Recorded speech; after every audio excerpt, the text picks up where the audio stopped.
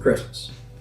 A time for giving, being with family, and of course, spending a fuck ton of money. Yeah, it's no secret that this time of year has been corporatized a lot over the last 50 years. Because of that, a lot of stuff tends to get expensive, especially around the holidays. Want a Sprite cranberry? I was a Thomas kid, as evident by the amount of merch I had. I also grew up with the I Love Toy Trains DVDs, and that's kind of what planted the seed for actual model trains. After weeks of begging, my parents finally caved, and for Christmas 2012, they got me my first starter set. That was my first exposure to model railroading.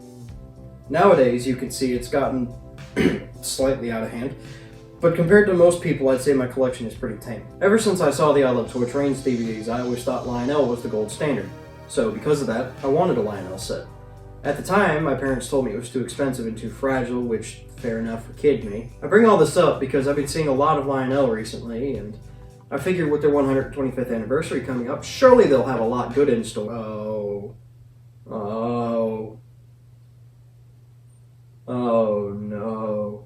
Bingle bongle dingle dangle, yickety doo, yickety da, lippy tappy too ta. Lionel from the very beginning has branded themselves as the premier product, and I guess you could see why. The Blue Comet, the State Set, and of course, The giant 4-car Transcontinental Limited. premier product, however, means premier prices, and Lionel charged a pretty penny. Back then, a Blue Comet set was $70 in 1928. Adjusted for inflation, that's about $1,326.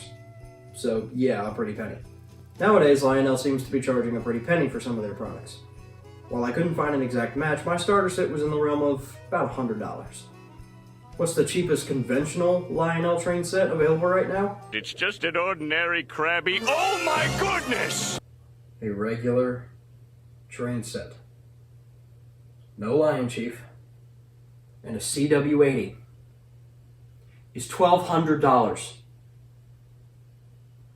A regular train set is $1,200. And look, I know this is kind of comparing apples to oranges here because my starter set was HO, this is O scale. The bigger the scale, the more expensive, right?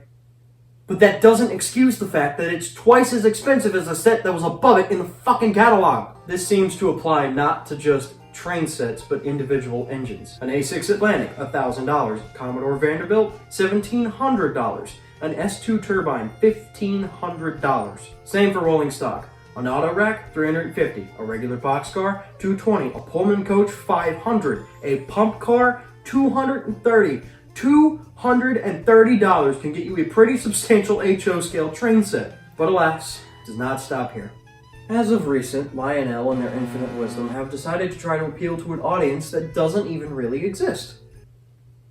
Fantasy schemes.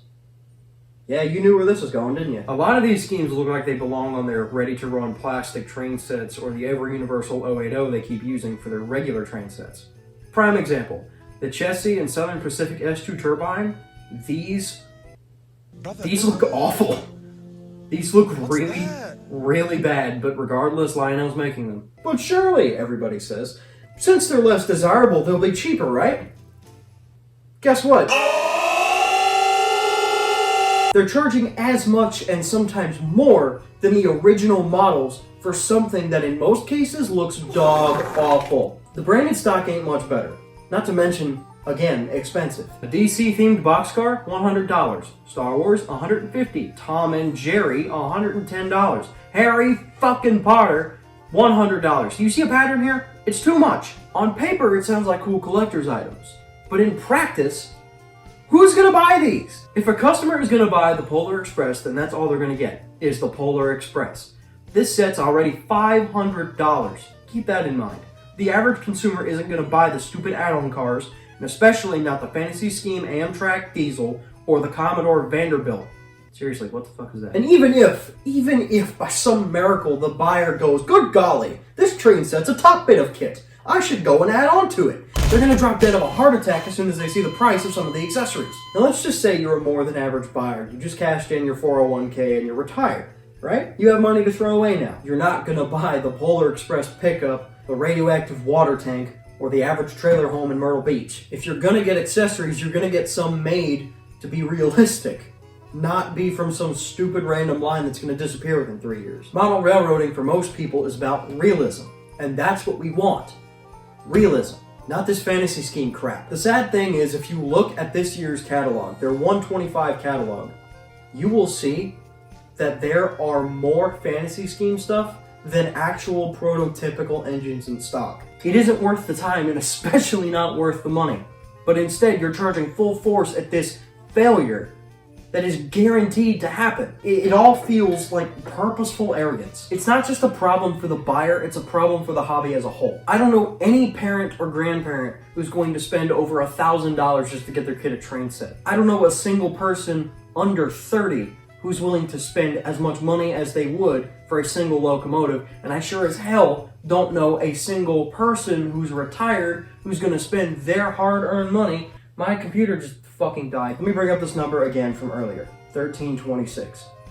The modern day price of a Lionel Blue Comet set, a standard gauge Blue Comet set from 1928. That same price today will barely get you a Vision Line engine, and if you can swing it, maybe a Tom and Jerry boxcar. Nobody wants any of this. And nobody's going to pay your extortionate prices for the stuff we do want. I'm not one to steal Moist Critical's job, but I feel like this needs to be talked about more. I'm well aware that Lionel's pricing problem isn't the first, and it sure as hell won't be the last. But for people who pride themselves on this being their gateway into the hobby, they make the admission fee pretty steep. Thank you all for watching, and just remember, Die Hard's a Christmas movie. Farewell.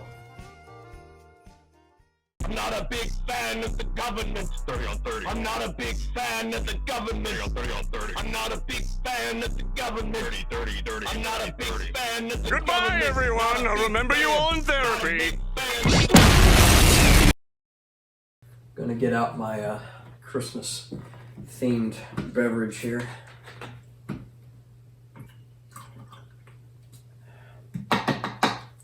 My best friend,